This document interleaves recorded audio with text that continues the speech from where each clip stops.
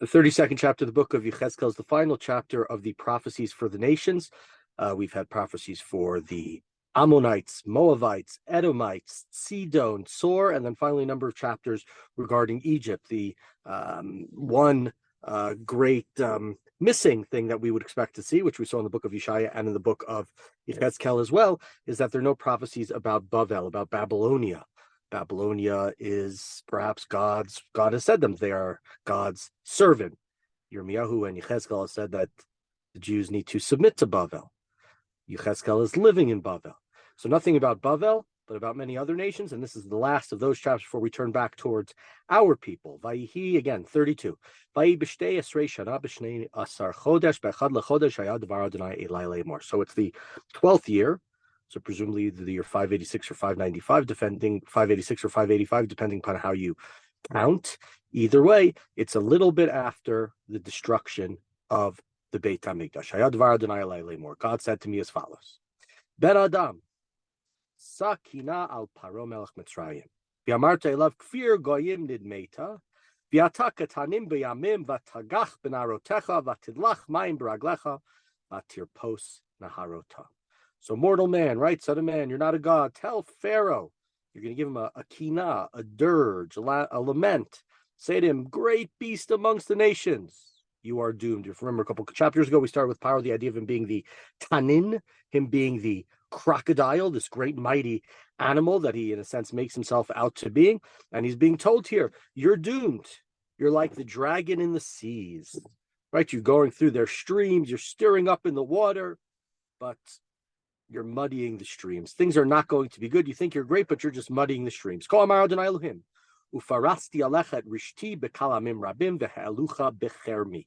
I will cast my net over you. We talked in other chapters about God, in the sense God was fishing for Pharaoh, for the Egyptians, and the hook went through the mouth of Egypt. And today God says, so it's going to cast you.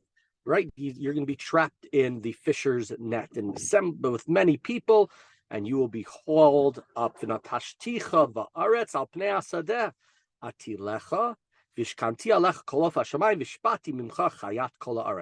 will fling you down to the ground, hurl you on the open field. I will cause the birds of the sky to settle on you, and the beasts of all the earth will be satiated from you. Right? You thought you were the best. You thought you were the top. Now you're going to be, in a sense, you're going to be like roadkill or something of that sort, if you want to put it as such. So we have here really a transformation, a change in the way that what's going to happen to Egypt. You saw yourself as the top. Now you're going to be instead on the bottom. Natati et bisarcha al heharim uleti hagayot ramutecha. I will cast your carcass on the hills and fill the valleys with your rotting flesh. Vishketa eret safatcha midamcha el harim vafikim yimalun mimeka. I will drench the earth with your blood. Right, your blood's going to be oozing down the hills like water coming down from the mountain as snow melts. Right, and the water, of course, will be filled with your intestines and your gore and your blood. Very nice image. Chavotcha shamayim v'hikdarti et kochavehem shemesh be'anan achasenu v'yareach lo ya'ir oro.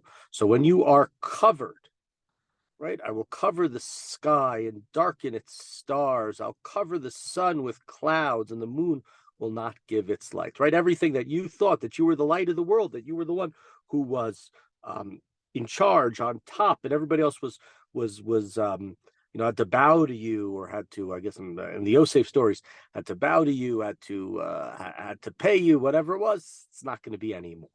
All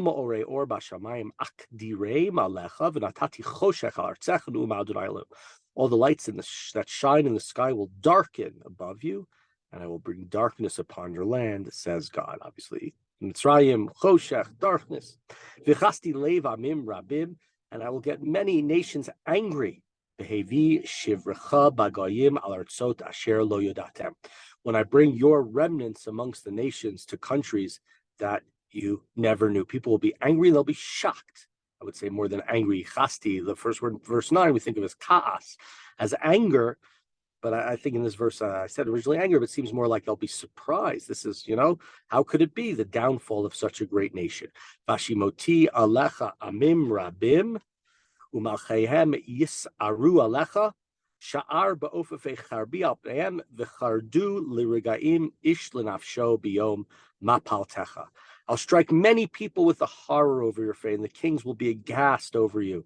When I brandish my sword, everyone will tremble continually for their own life on the day of your downfall, right? Great surprise what's going to happen to Egypt. Unexpected. Everybody's going to be terrified for themselves. What's going to happen to them if this is what happens to Egypt? Kicho amar Adonai Elohim. Kerev Melech Bavel Tivoecha. So here we have an allusion to Bavel. We've had a couple of times during these chapters, but it's not about the downfall of Bavel. It's not the curses that are going to come to Bavel like Yirmiyahu and Yeshai spoke about. The sword of Bavel is God's weapon that's coming against this alliance that has failed Bnei Israel, as we talked about, is one of the major reasons.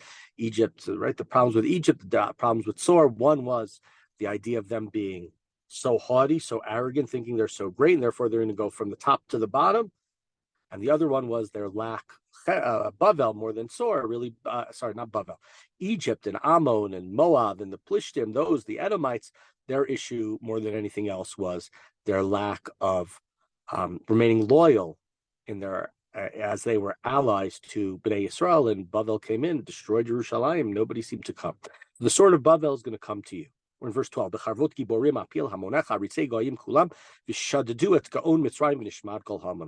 it will cause your multitude to fall by the sword. All the most ruthless nations will ravage the greatness of Egypt. All of Egypt will be wiped away. I'll make all her cattle vanish besides the great waters. The feet of humans will not muddy them anymore, right? You won't be walking your animals and your feet getting muddy, nor shall the hoofs of the cattle muddy them, because they will be gone. Az ashkia memehem v'narotem keshemen olich ne'um Adonai Elohim. Then I will let their waters settle and make their rivers flow like oil, says God. That's what's going to happen after that, right? The water will be clear, in a sense, is what Rashi says. It will be clear like oil, meaning, right, it will have the blood, it will have the destruction, then it will come back to being clear. But by that point in time, all of your animals, all this cattle will be destroyed. But titia et eretz Mitzrayim shmama uneshama eretz mimloah. When I lay waste to Egypt, when the land is emptied of life, when I strike it down, then they will know that I am God, right? One of the themes of these many chapters, the knowledge of God, is what Yechezkel is saying, right? Bnei Israel were great, then they were destroyed. Nobody maybe believes that the God of Israel, going back to Pharaoh, who says to Moshe and Aaron, who is this God that you speak of, that I shall let the Jewish people go free? Who is this God? I don't know who this God is. So once again, God is demonstrating himself, and as we've said too many times in this book, too often for destruction than for the ingathering and the return. Here it's about the destruction of Egypt. It's no longer around the destruction of Bnei Israel. Kinahi, we're in 16. Ukonenuha benot hagoyim tikonenena otam hamitzrayim v'al kol hamonat tikonena otanu Adonai Elohim. This is the dirge. The women of the nations will intone. They'll speak this dirge. Right? Everybody's going to be talking about the destruction of Egypt. Okay, now we go to a next prophecy, still related to this, in the same area of Egypt. So it's the 12th year, the 15th day of the month, presumably that very same month as the last one. Ben Adam, Nehei al Hamon Mitzrayim, well. And so we had dirge, we had a kina, now we have even maybe a little bit further. You're told to wail, to cry out about Egypt. Dehu otov not goyim adirim el eretz tachtiot el yordei vor. So what do you need to do? Well, scream out along with the women over the masses of Egypt, accompanying their descent to the lowest part of the netherworld. Right? They're going down in the pit. Mimina amta redei v'hashkeva et arelim. Whom do you surpass in beauty? Down with you and be laid to rest with the uncircumcised. We had a number of times in these last chapters we talked about the uncircumcised. I think ancient Egypt, they did follow circumcision, so I don't know why here that word is being used. Maybe it's being used that you will be with the uncircumcised. It seems to be the general description, but we've had that the being uncircumcised as a pejorative, as a negative description, going back again, I've said many times in the last number of chapters, but going back to the times of King David, of Shimshon, where he talks about the Plishtim, the uncircumcised heathens. Here, that's how low you are going to go, Egypt, even though you are circumcised. You're going to go down all the way down there as well. Just one thing also with that, this idea, this netherworld, whatever it means mythically, mythologically, right? We have this idea in the Torah. We don't know what it means exactly. We have this idea was in the last number of Parshiot. We just read this past Shabbos.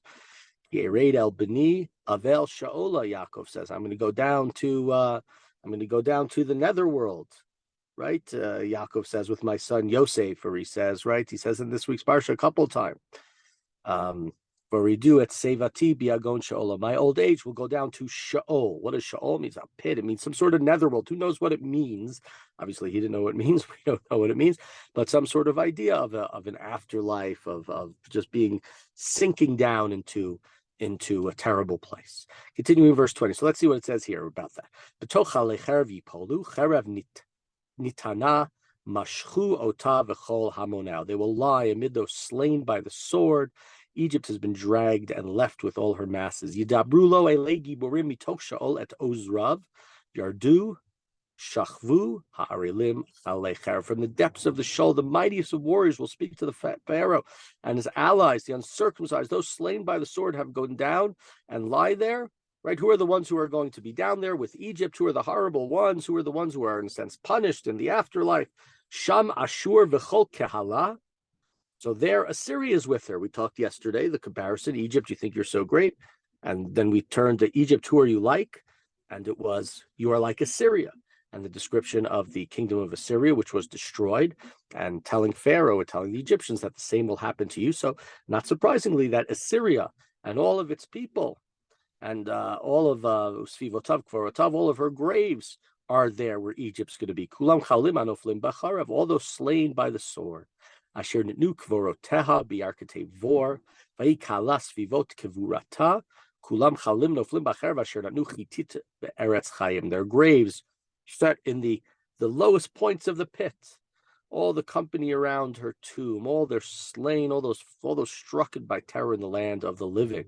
Shtam Elam, there too is Elam v'cholam anasvot kvurata. Kulam chalim anoflim b'charav asher adu arelim el eretz tachtiot asher natnu chititam be'eretz chayim v'yasu chlimatam el yordei bor. The people of Elam mentioned here as well. So there's a second group of people who are going to be down there where the Egyptians find them. The people of Elam.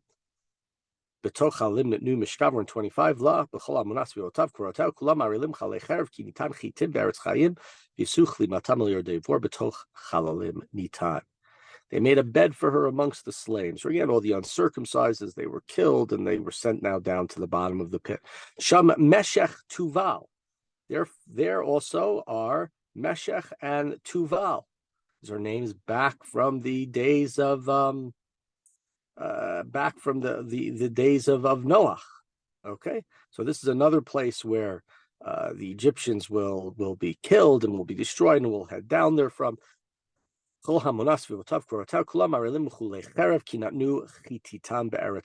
these two, they're all uncircumcised. They were killed by the sword. They were struck in terror. They do not lie with the fallen uncircumcised.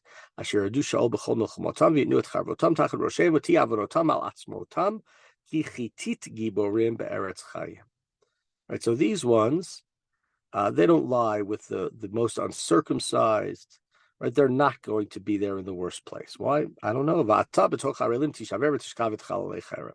And you too will be shattered amongst the uncircumcised and lie amongst those slain by the sword. That's what's going to happen to you, Egypt. Your kingdom is destroyed. You're going to be down there with those whose deaths were horrific and whose afterlives seem terrible also.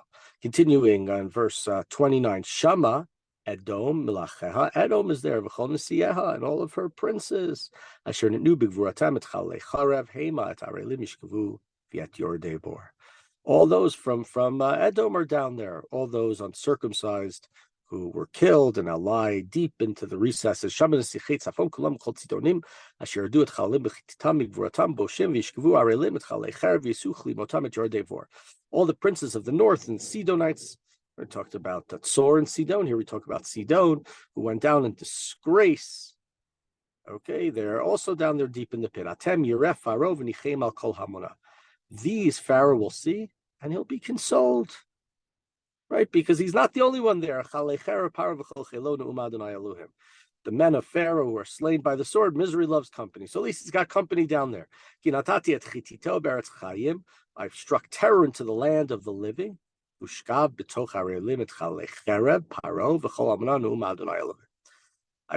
terror into the land of the living, all those who are uncircumcised, along with those who were slain by the sword. So says God. So, very difficult chapter. I can't say that I understand it much at all. It's the last chapter we have about the destruction of Egypt. The one thing that really resonates with me when I think about this chapter is to think about this chapter in sort of a as an opening to what's probably the most I don't know if it's the most well-known, maybe it's the second most well-known chapter in the book of Yechezkel. Maybe the most well-known is the opening chapter, the Maaseh Merkava, the chariot.